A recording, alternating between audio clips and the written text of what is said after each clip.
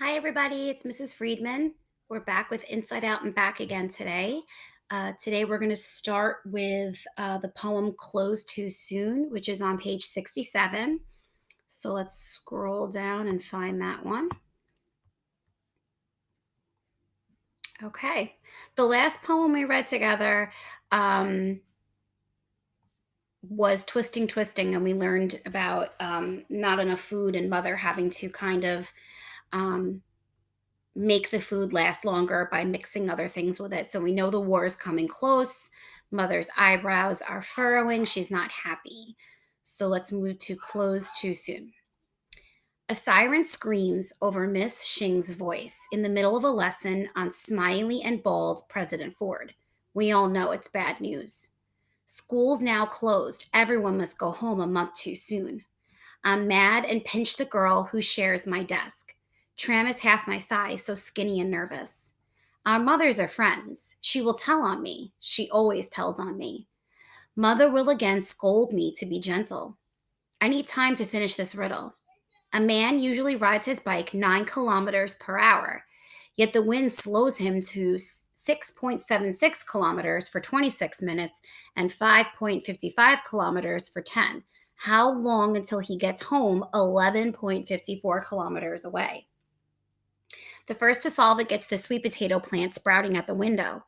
I want to plant it beside my papaya tree where vines can climb and shade ripening fruit. Again, I pinched Tram, knowing the plant will be awarded today to the teacher's pet, who is always skinny and nervous and never me. Okay, so there's sirens. We know that's bad. The war is coming closer. They're learning about the US President Ford. And now we know that school is closed. Just like in our society, it's closed too soon and everyone must go home. And the way that Ha acts out is by pinching the girl who shares her desk. Even though she's nervous and small and skinny, that's just the way Ha acts out. And we know that people act and react to situations that are out of their control in different ways. So she does it by pinching the little girl, and she knows she's going to get in trouble. And they were working on a math riddle that Ha hoped to solve because the winner gets a sweet potato plant. And we can infer that maybe that would be more food for her family. She was hoping to plant that beside her papaya tree. And she knows that she's not the teacher's pet, and that's probably Tram. So it's another reason why she probably pinched Tram. And I should say that was April 14th. So not much time is going by. A lot of things are happening kind of quickly there.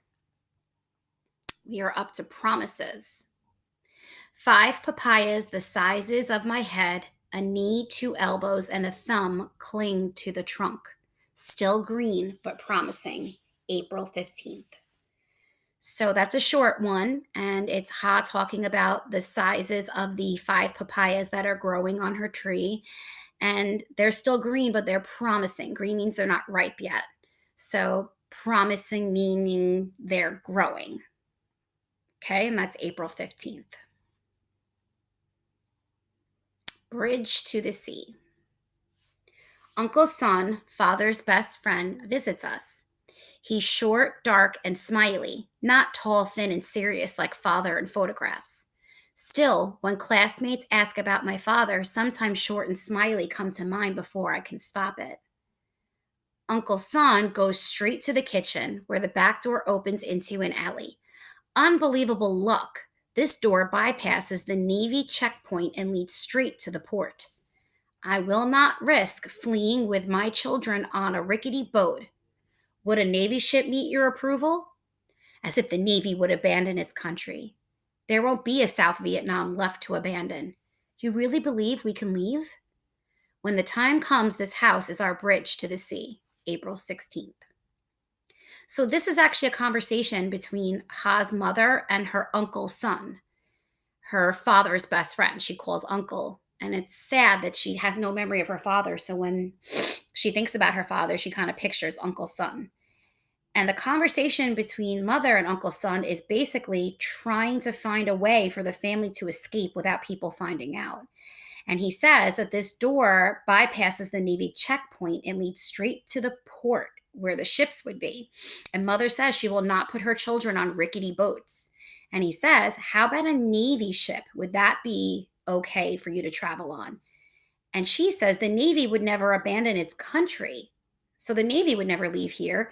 And Uncle Son says there won't be a South Vietnam left to abandon, that the North Communist is eventually going to take over the South Democratic Vietnam. And mother says, you really believe that we'll be able to leave and get out of here?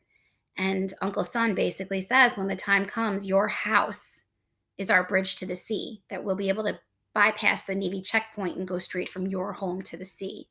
So they're making plans on April 16th to get out of South Vietnam. Should we?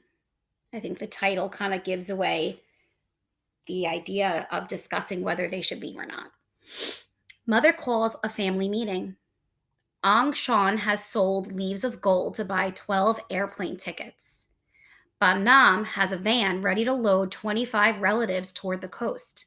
Mother asks us, should we leave our home? Brother Quang says, how can we scramble away like rats without honor, without dignity, when everyone must help rebuild the country? Brother Croy says, what if father comes home and finds his family gone? Brother Vu says, yes, we must go. Everyone knows he dreams of touching the same ground where Bruce Lee walked. Mother twists her brows. I've lived in the North. At first, not much will happen. Then suddenly, Quang will be asked to leave college. Ha will come home chanting the slogans of Ho Chi Minh, and Khoi will be rewarded for reporting to his teacher everything we say in the house. Her brows twist so much, we hush. April 17th.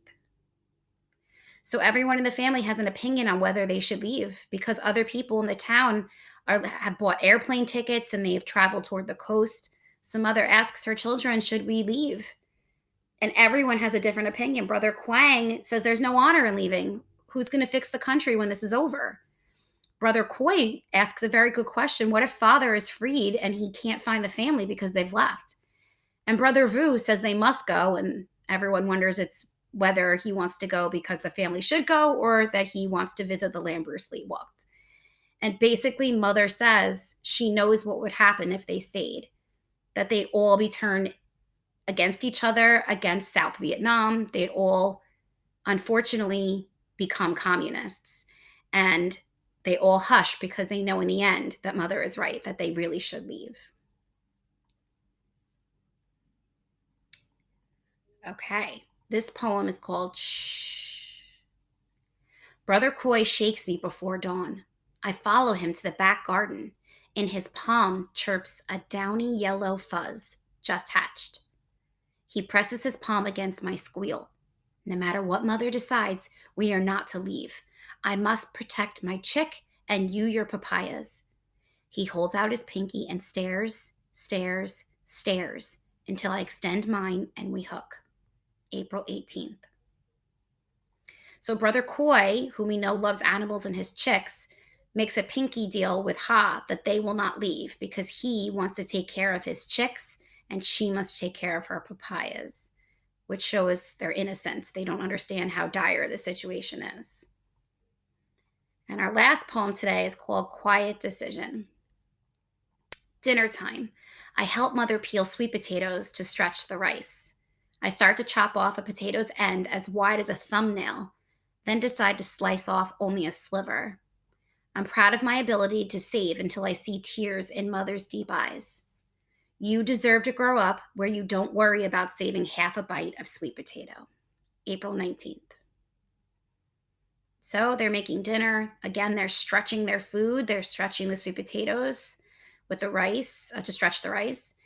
And the fact that Ha realizes that she shouldn't chop off so much potato, that she should save as much as she can, makes her mother sad because she deserves to grow up in a land where that is not a concern for her. And that is where we will end off today. If you have any questions or not understanding, please let us know, and we are here to help you. Have a great day, guys.